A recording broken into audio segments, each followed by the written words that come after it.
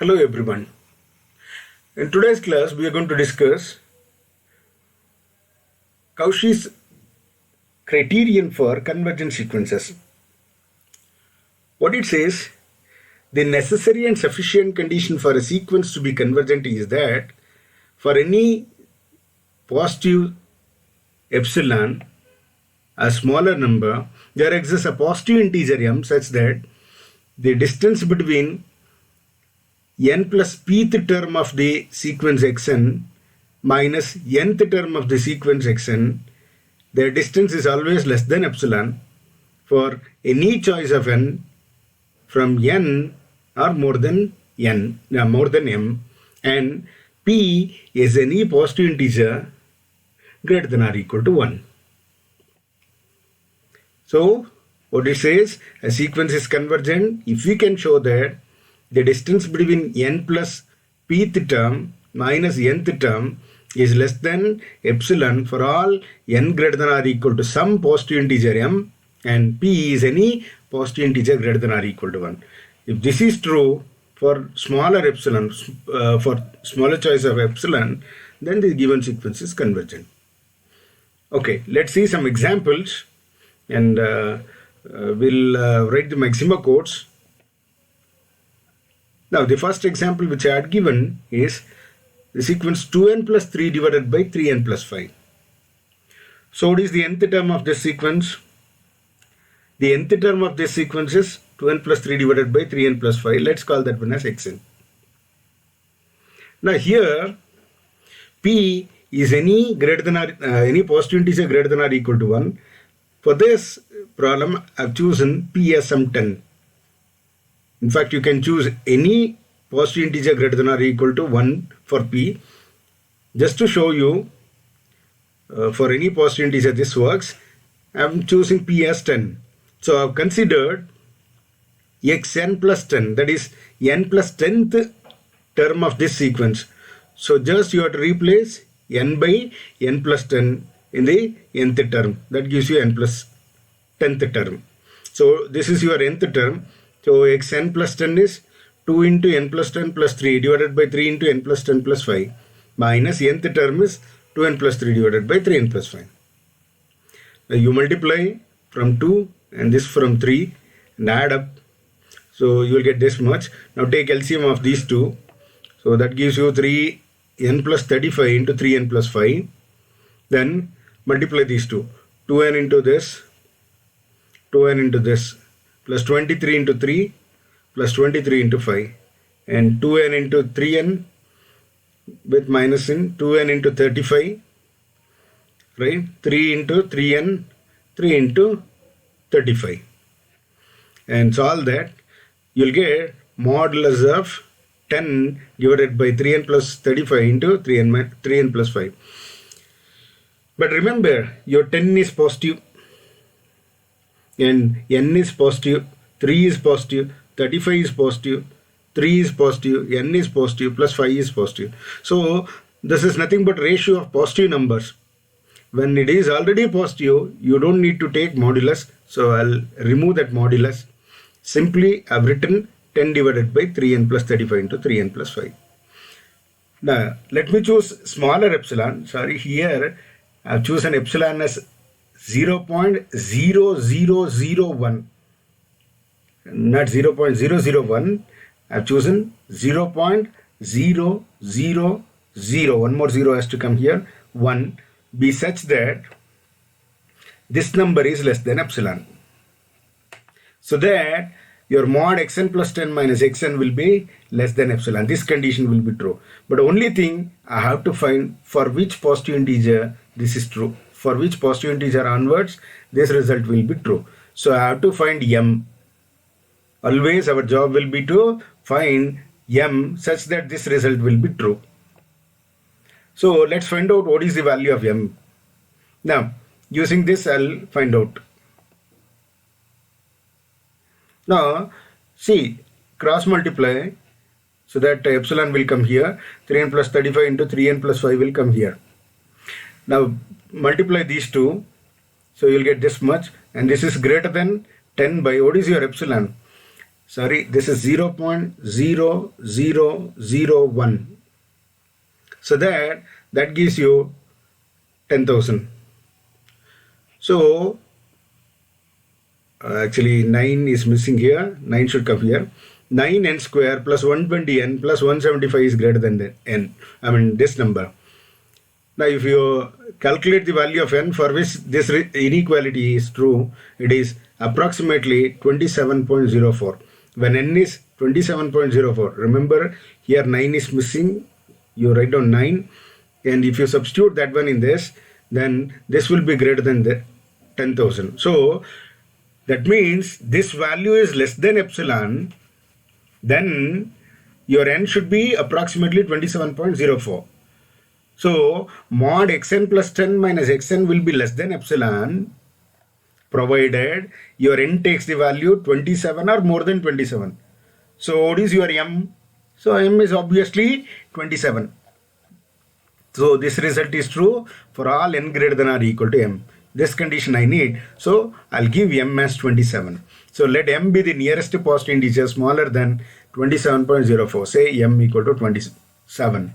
Then mod xn plus 10 minus xn. This result, that is what this is, less than epsilon for all n greater than or equal to 27. So we have proved Cauchy's general principle of convergence. The given sequence is convergent. This is how you can verify the convergence of a sequence using Cauchy's general principle of convergence. I'd given 2 more problems. You work out after this. Now, before that, I'd given how to find the limit. So, limit as n tends to infinity, nth term, this term. See, if you apply n equal to infinity to this and n equal to infinity straight away to this, you'll get infinity by infinity, which is indeterminate. You cannot get the answer. So first, you have to try and make to change n to 1 by n. So that 1 by n will be 1 by infinity. 1 by infinity will give you 0. How? See, take the largest or highest power of n as common in the numerator and highest power of n as common in the denominator. What is the highest power of n present here? N. So I'll take out n outside. Highest power of n here, n only. So I'll take n outside. So that this becomes 2 plus 3 by n and 3 plus 5 by n. Now n get cancels. Limit of this. Now apply the limit. 2 plus 3 by infinity, which is 0. 3 plus 5 by infinity, which is 0. So you will simply left out with 2 by 3. This is a finite limit, hence the given sequence is convergent. Now let's write the maximum code for this. As usual, kill all. Now here you can give any name for this. I had given SEQ, sequence of n. I've made this one as a function. So that's why I'm putting colon with equal sign. Functional assignment. Alright, what was your numerator? 2n plus 3. You have to give it in bracket so that this will be treated as one term divided by within bracket 3n plus 5.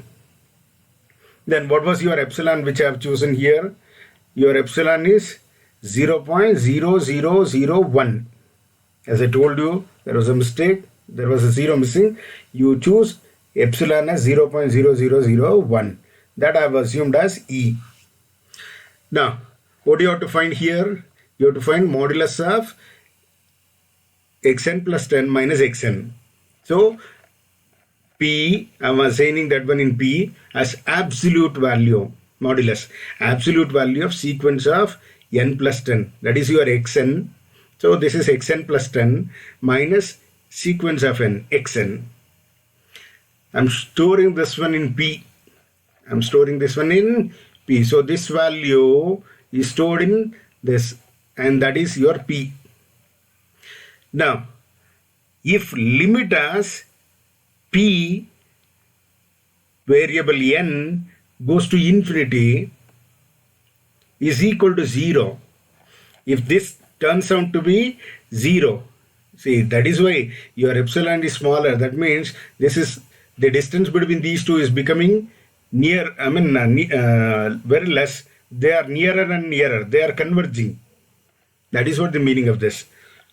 So limit of p, this absolute value for variable n, goes to infinity, becomes 0, then print, by definition, the given sequence is converging. Else print, by definition, the given sequence is not converging.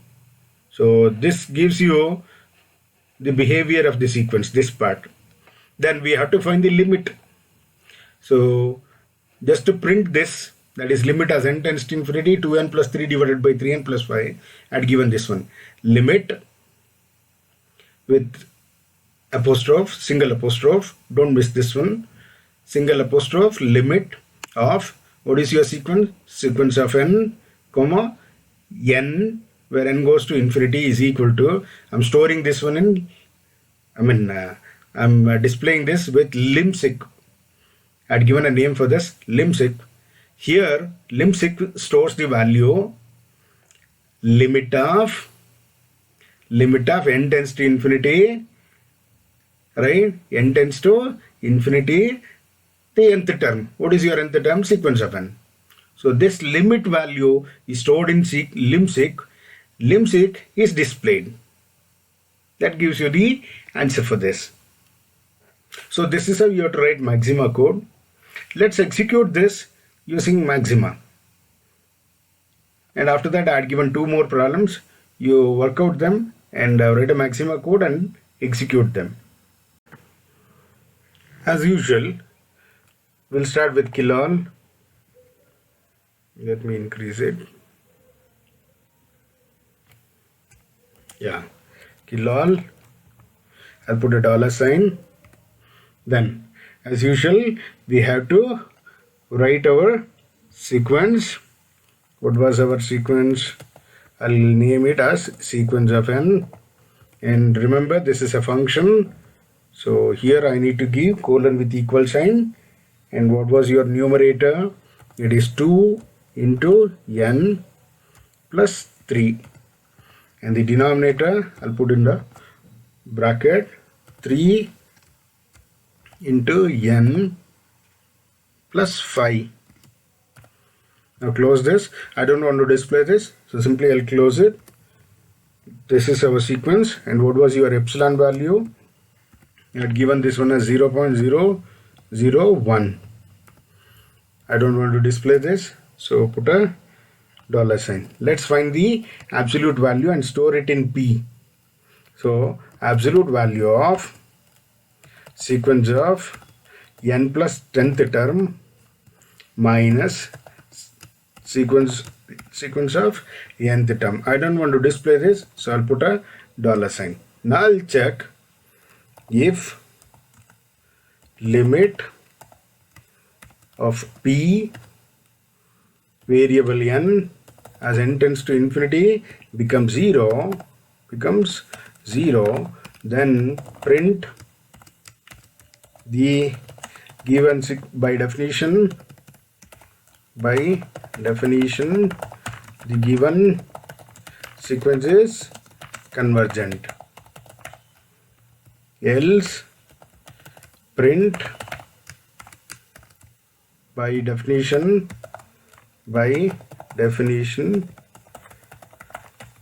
the given sequence is not convergent. Okay, so I'll end. This gives you the behavior of the sequence. Let's find the limit of the sequence. As usual, as I told you, put a single apostrophe, then write limit. And what was your nth term? Sequence of n, stored in the sequence of n. And what was your variable? N. N goes to infinity. This displays, this will do nothing, just simply displays limit as n tends to infinity of 2n plus 3 divided by 3n plus 5. That's it. And here this is equal to, I'll give some limsic. You can give any name. I'd given limsic. What is this limsic? It stores the value of limit of nth term, and the variable is n, and n goes to infinity. I want to display this, so I'll put a semicolon. Now as usual, execute this using Shift Enter. See, by definition the given sequence is convergent, and we have displayed this limit as n tends to infinity 2n plus 3 divided by 3n plus 5 using this with apostrophe. This is displayed, right? And we have put equal sign. What is that equal sign? It is equal to limsec. What is that limsec? It is storing limit of the sequence of nth term where n tends to infinity. This is how you have to write the program. Let's write two more program. As usual, what was your nth term? Your nth term was n. So it's a single term, no need to give a bracket for this.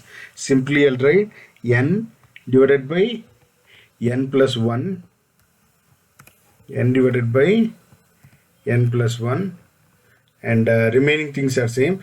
You can change this term also. Let me give n plus 20th term, and see what it gives you. See, the given sequence is convergent and limit of this is 1. Suppose if I change this to 10, then is there any change in the answer? No, it remains same, right? It is converging to 1. Suppose if I replace this epsilon by some smaller, larger number, see what happens. Yeah, same. Suppose if I give 1, suppose if I give 1, yes, it takes. Only thing, it takes computational time. The larger the epsilon, computational time will be more. Now let's solve one more example. What was that example? It is n square. 2n. There are two terms are there, so I'll put a bracket. 2 into n square. So n cap 2 minus 1, 2n square minus 1 divided by 8 into n plus 1. I'll execute this. This is not convergent. Why? Obviously, what is the largest power of n here in the numerator? N square. That will come out. Here, n will come out. 1n get cancels. So 1n will remain. When you put n equal to infinity, that infinity into anything, any finite number gives you infinity only. That's the reason. So it is not convergent. This is how you have to execute the program. And this is how you have to test the behavior of a sequence using Cauchy's general principle of convergence.